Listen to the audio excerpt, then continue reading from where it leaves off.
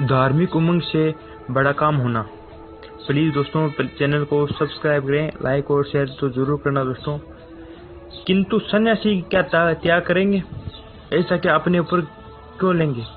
केवल धार्मिक उमंग के कारण प्रत्येक नई धार्मिक लहर के लिए एक नया केंद्र होना आवश्यक होता है। पुराने धर्म में पुनर्जीवन का संचार एक नए केंद्र द्वारा ही हो सकता है। अपने वादों और सिद्धांतों को ताक में रख दो, वे कुछ समय काम नहीं आएंगे। इसे समय एक चरित्रवान, एक जीवननिष्ठ मनुष्य को ही केंद्र बनकर समाज का नेतृत्व करना होगा। वही केंद्र है जिसके चारों ओर अन्य समस्त शक्तियां एकत्र होंगी और समाज पर एक ज्वार तरंग के समान छा जाएंगी तथा समाज की समस्त मलिनताओं को बहा ले जाएंगी। इसी लकड़ी के टुकड़े को उसके रेशों के अनुकूल दिशा में काटना अधिक सरल होता है। इसी प्रकार एक हिंदू धर्म का पुनः संस्कार भी हिंदू धर्म के माध्यम से ही हो सकता है, न कि इस नवीनता लोभी सुधारवादी आंदोलन से। साथ ही सुधारकों को अपने अंदर पूर्व और पश्चिम दोनों की संस्कृति का समन्वय करना होगा। सबसे पहले हमें अपनी जाति को आध्यात्मिक और लौकिक शिक्षा का भार ग्रहण करना होगा। तुम्हें इस विषय पर सोचना विचारना होगा, इस पर तर्क वितर्क और आपस में परामर्श करना होगा, दिमाग लगाना होगा और अंत में उसे कार्य रूप में परिणित करना होगा। जब तक जाति का उद्धार होना असंभव है और अब इसके लिए आवश्यक है कि एक संगठन हो, सर्वत्र क्रम चेतना के केंद्र स्थापित हो। यह एक बहुत बड़ी योजना है, बहुत ही बड़ी परिकल्पना है। मैं नहीं कह सकता कि यह कार्य रूप में परिणित होगी या नहीं, और होगी तो कब तक, पर उसका विचार छोड़कर हमें यह काम फौरन शुरू कर देना चाहिए। लेकिन कैसे, किस तरह से काम में हाथ लगाया जाए? उदाहरण के लिए मद्रास का ही काम ले लीजिए। सबसे पहले हमें एक मंदिर की आवश्यकता है, क्योंकि सभी सारे हिंदू प्रथम स्थान धर्म को ही देते हैं। आप कहेंगे कि ऐसा होने से हिंदुओं के विभिन्न मतलबियों के परस्पर झगड़े होने लगेंगे, पर मैं आपको किसी मत विशेष के अनुसार वह मंदिर बनवाने नहीं कहता। इन सांप्रदायिक भेदभावों में से उसका एकमात्र उपाय ओम हो, जो कि हमारे सभी संप्रदायों का प्रतीक है।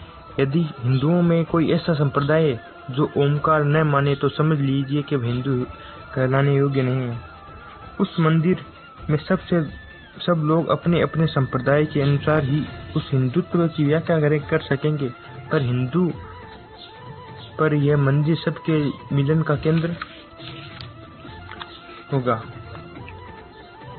तुम्हें भले ही अन्यत्र जाकर अपनी उचित शिक्षा के अनुकूल मूर्ति अथवा प्रतीक की उपासना करो, किंतु इस मंदिर में आकर अपने से भिन्न मत रखने को वालों को झगड़ा मत करो। इस केंद्र में वे ही धर्म तत्व समझाए जाएंगे जो समस्त संप्रदायों के अधिष्ठान है, किंतु साथ ही हर संप्रदाय वाले को यहाँ आकर अपने सिद्धांतों को व्यक्त करने की पूर्ण स्वतंत्रता रहेगी। पर वे भेद ही झगड़े वाली बातें बताने या सिखाने नहीं आएंगे। बोलो, तुम क्या बोलते हो? ये संसार हमारी संपत्ति जानना चाहता है, पर उसे यह सुनने का समय नहीं है कि तुम औरों के विषय में क्या विचार प्रकट कर रहे हो। औरों की बात छोड़ो और तुम अपनी ओर ध्यान दो।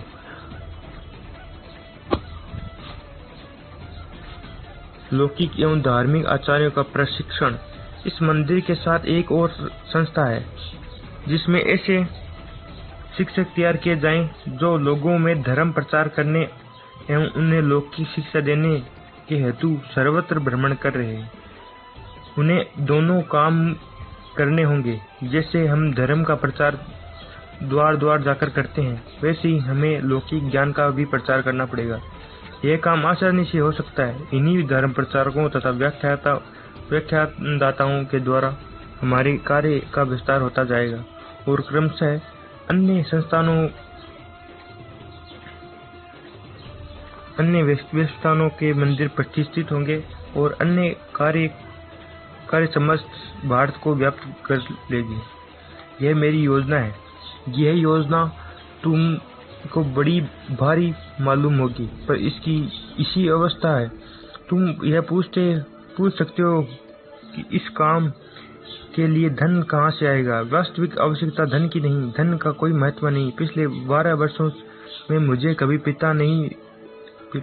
पता नहीं रहा कि अगले समय का भोजन कहाँ से आएगा, किंतु धन या कोई भी वस्तु को जिसकी मुझे इच्छा को मेरे निकट आना ही चाहिए, क्योंकि वे मेरे गुलाम है, न कि मैं उसका गुलाम हूँ। धनादि प्रत्येक चीज को आना ही होगा। यह मेरा मत है। तो प्लीज यार चैनल को सब्सक्राइब कर देना ताकि आने वाली वीडियो आप कभी भी नहीं देख सकेंगे दोस्तों।